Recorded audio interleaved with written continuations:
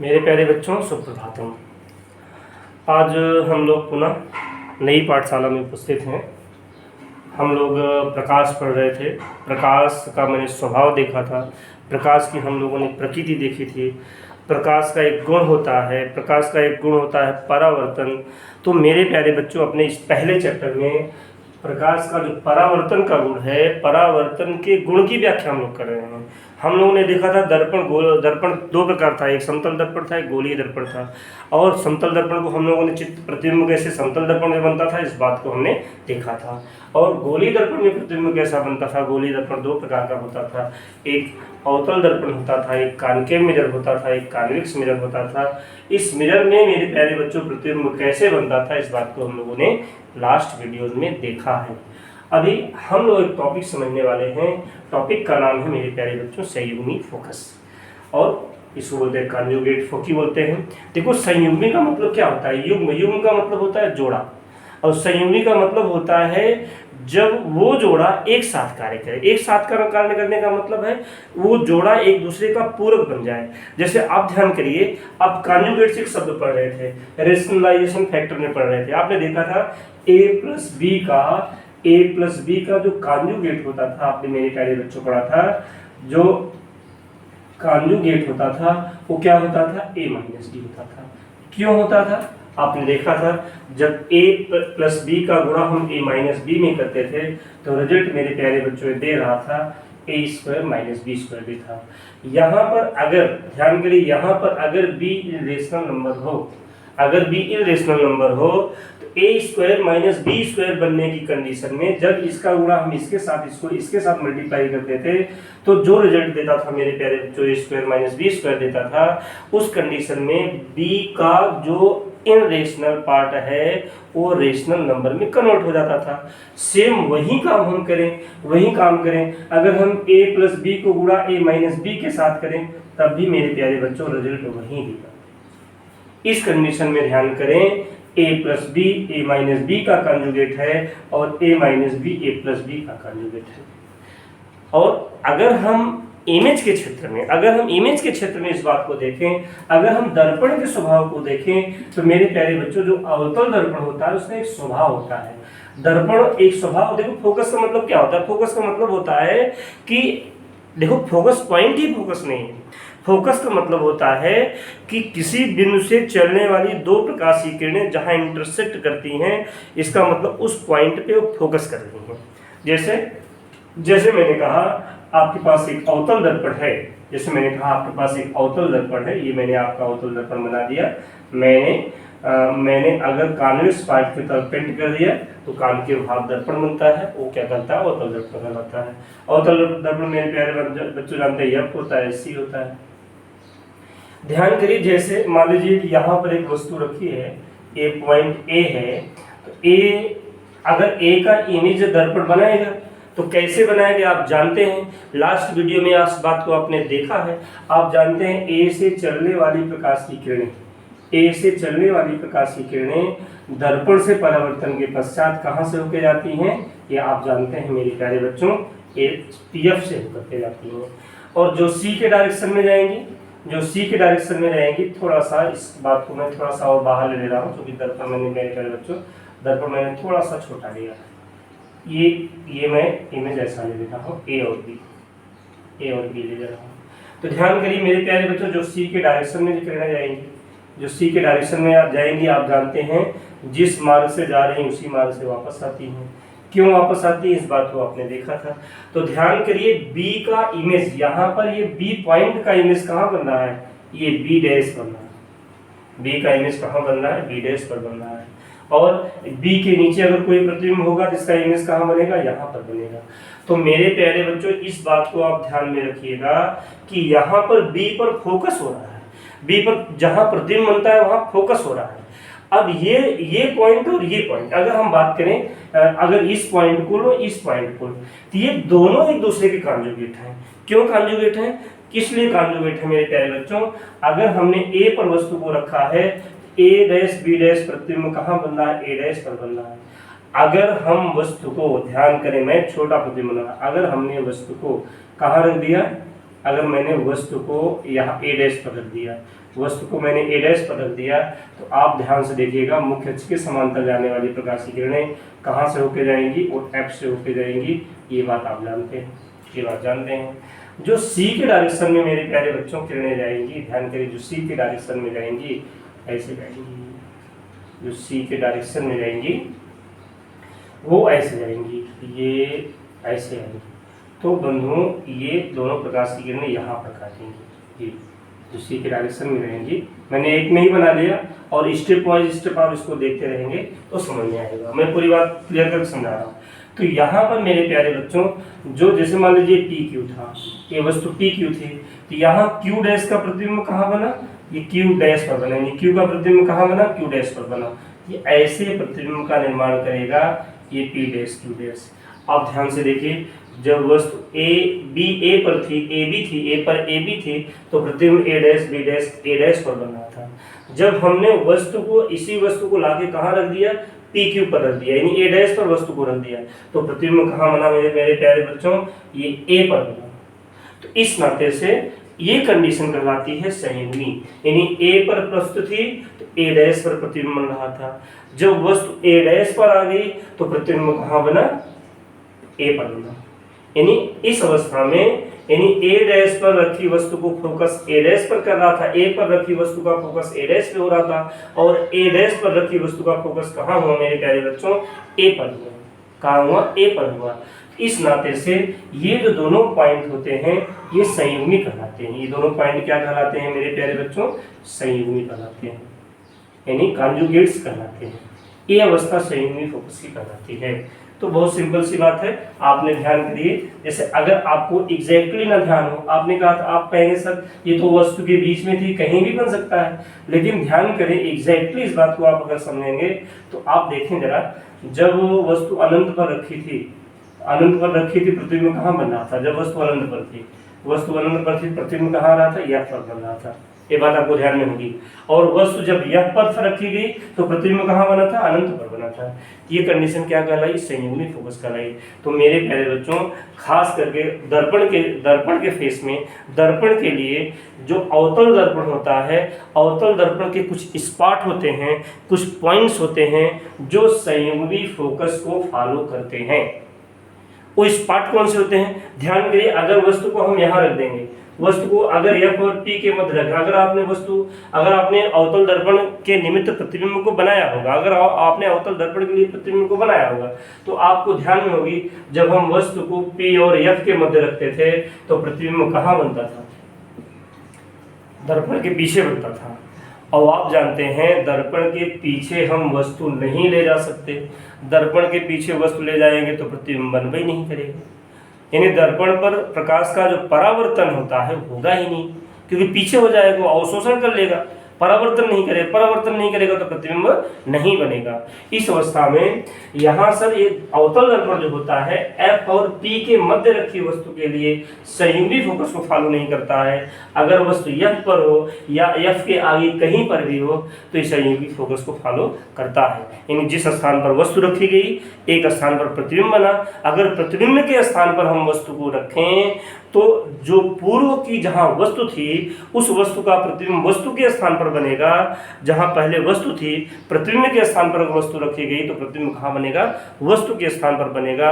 तो ये दोनों पॉइंट्स क्या कहलाते हैं, यानी एक का फोकस दूसरे स्थान पर होगा, उसके फोकस के स्थान पर हमने वस्तु को रखा तो उस वस्तु के स्थान पर फोकस करता है। तो मेरे प्यारे बच्चों, जो अवतल दर्पण का जो ये गुण होता है, जो अवतल दर्पण की प्रॉपर्टी होती है, वो क्या कहलाती है, संयुग्मी फोकस कहलाती है। वो क्या कहलाती है, कॉन्जुगेट फोकी कहलाता है। आशा है आपको कॉन्जुगेट फोकस समझ में आया होगा। अगला टॉपिक मेरे प्यारे बच्चों बनता है, अगला टॉपिक बहुत ही इंपॉर्टेंट है। अगला टॉपिक है चिन्ह परिपाटी समझना है। यानी दर्पण के लिए हमें चिन्ह परिपाटी को जानना है।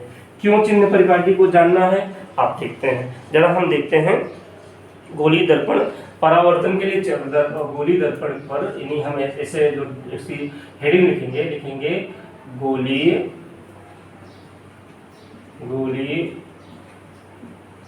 दर्पण द्वारा परावर्तन के लिए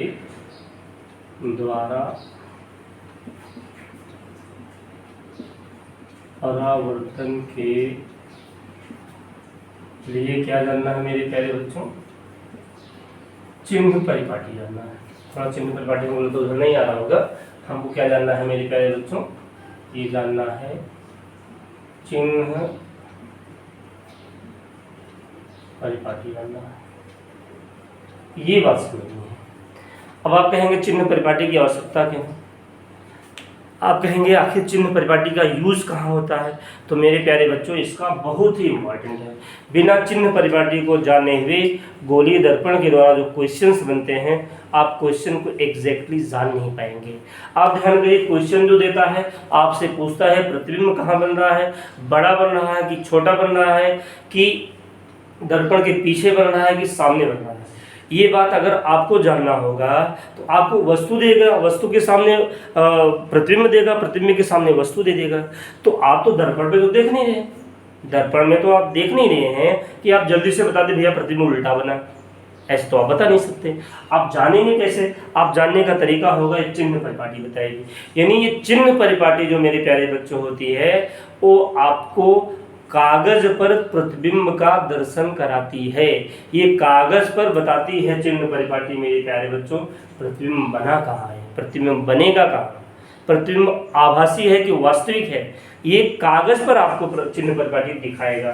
तो उसको देखने के लिए मेरे प्यारे बच्चों जो आपको समझना होगा, आप जानते हैं आपने 9th में एक टॉपिक पढ़ा था, कोऑर्डिनेट पढ़ा था। एकदम जस्ट कोऑर्डिनेट को आप जान जाएंगे तो चिन्ह परिपाटी आप कभी भूलेंगे ही नहीं, आप चिन्ह परिपाटी कभी नहीं भूलेंगे।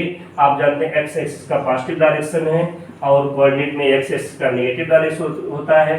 मेरे प्यारे बच्चों वाई एक्सिस का पॉजिटिव डायरेक्शन होता है और ये वाई एक्सिस का कौन सा डायरेक्शन होता है, नेगेटिव होता है। तो आप जानते हैं देखो पॉजिटिव और नेगेटिव क्या है मेरे प्यारे बच्चों, हम सबकी एक मान्यता है, हम सबको सिस्टम को समझने के लिए एक रूल है। आप कह सकते हैं वास्तव में पॉजिटिव और नेगेटिव एक रूल है। कैसे रूल है, आप जानते हैं हम इस डायरेक्शन में खड़े हैं, अगर इस डायरेक्शन को हम पॉजिटिव माने, जिधर हम जा रहे हैं उसको हम पॉजिटिव मान रहे हैं, तो आप जानते हैं हमारे जो पीछे का साइड होगा मेरे प्यारे बच्चों वो ऑलरेडी नेगेटिव होगा। तो ऐसे ही अगर हम लेफ्ट हैंड साइड को, लेफ्ट हैंड को पॉजिटिव माने तो राइट हैंड, सॉरी अगर हम राइट हैंड को पॉजिटिव माने तो जो लेफ्ट हैंड हो गया वो नेगेटिव होगा। ये बात को ध्यान में रखेंगे। तो ध्यान करें, आप जानते हैं मूल बिंदु होता है। तो अगर हम यहाँ से एक दर्पण रख दें, ध्यान करिए, मैं एक दर्पण बड़े साइड पे एक दर्पण बना दे रहा हूँ। अगर हमने मेरे प्यारे बच्चों एक दर्पण हमने यहाँ रख दिया, एक बार समझिए, एक दर्पण रख दिया और जो एक्सिस का मूल बिंदु था उसको हमने P मान लिया, ध्रुव मान लिया, तो आप जानते हैं F होगा और ये क्या हो जाएगा, ये C हो जाएगा। हम जानते हैं सदैव वस्तु को हम कहाँ रखते हैं, सदैव वस्तु को हम दर्पण के सामने रखते हैं। तो दर्पण के सामने, देखो परिपाटी का मतलब क्या, परिपाटी का मतलब होता है धारणा। हमने जो एक सिस्टम बनाया है, परिपाटी का मतलब ये होता है हम सदैव वस्तु को कहाँ रखते हैं, दर्पण के सामने रखते हैं। दर्पण के सामने रखते हैं तो मेरे प्यारे बच्चों उस दर्पण के सामने के डायरेक्शन को हमें एक्स एक्सिस को नेगेटिव डायरेक्शन लेना पड़ता है। ये दर्पण के सामने का हिस्सा कौन सा है, एक्स एक्सिस का नेगेटिव डायरेक्शन। इसका मतलब दर्पण के पीछे का हिस्सा क्या हो जाएगा, एक्स एक्सिस का पॉजिटिव डायरेक्शन। अगर दर्पण के ऊपर का हिस्सा, दर्पण को दो भागों में बांटे, आप जानते हैं पी क्या होता है, P, अगर P से हम एक रेखा खींचे तो दर्पण का एक पार्ट ऊपर की होगा, एक पार्ट नीचे की होगा। जो ऊपर की ओर पार्ट होगा मेरे प्यारे बच्चों, आप देखिए वाई एक्सिस का पॉजिटिव डायरेक्शन है और ये वाई एक्सिस का कौन सा डायरेक्शन है, नेगेटिव डायरेक्शन है।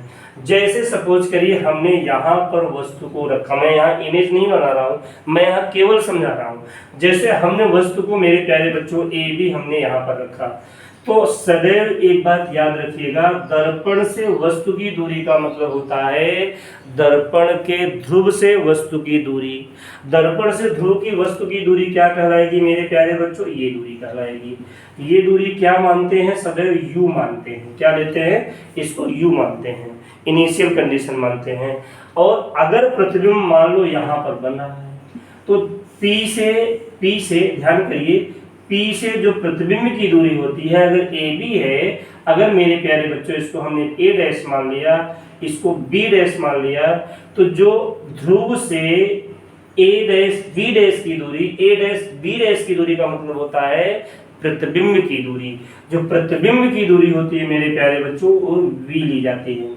ध्यान करिए, अगर हम बात करें, अगर हम वस्तु की लंबाई की बात करें, अगर वस्तु देखो, अगर आप वस्तु दर्पण के सामने रखे हैं ना, तो क्या लंबा होगा 5 सेंटीमीटर, 10 सेंटीमीटर, 2 सेंटीमीटर या और बड़ा भी हो सकता है।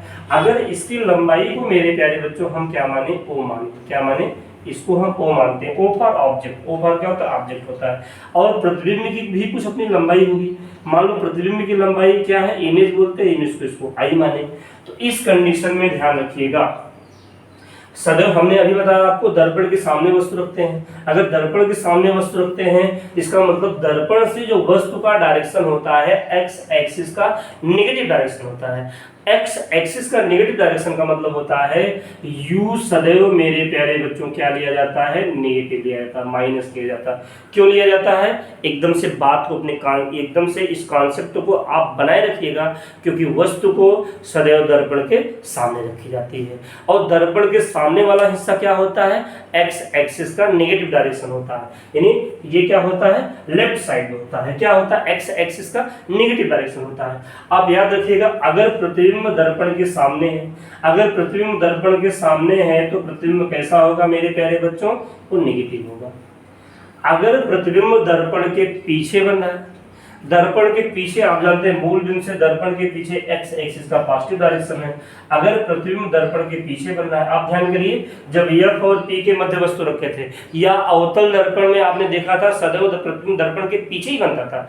अगर प्रतिबिंब दर्पण के पीछे है मेरे प्यारे बच्चों, अगर इमेज जो है वो मिरर के बैक साइड में है, तो हमेशा याद रखिएगा जो वी होगा वो क्या होगा, आप जानते हैं, आप कंसीडर कर गए होंगे, v क्या होगा, नेगेटिव पॉजिटिव होगा। v सदैव क्या होगा, पॉजिटिव होगा। क्यों पॉजिटिव होगा, क्योंकि दर्पण के पीछे वाला जो हिस्सा होता है वो x एक्सिस का पॉजिटिव डायरेक्शन होता है।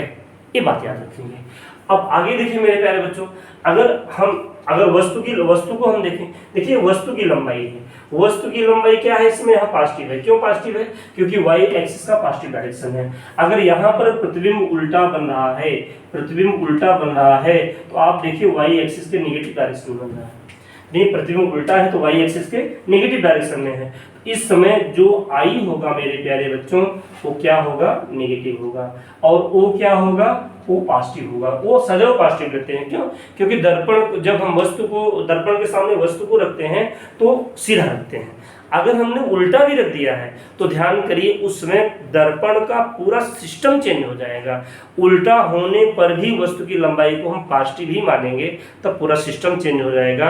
वो क्वेश्चंस में हम लोग देखेंगे।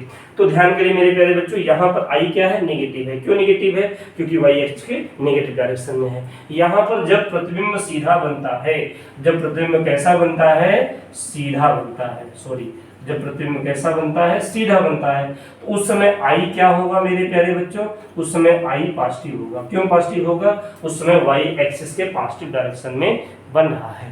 तो ये चिन्ह परिपाटी बहुत ही इंपॉर्टेंट है।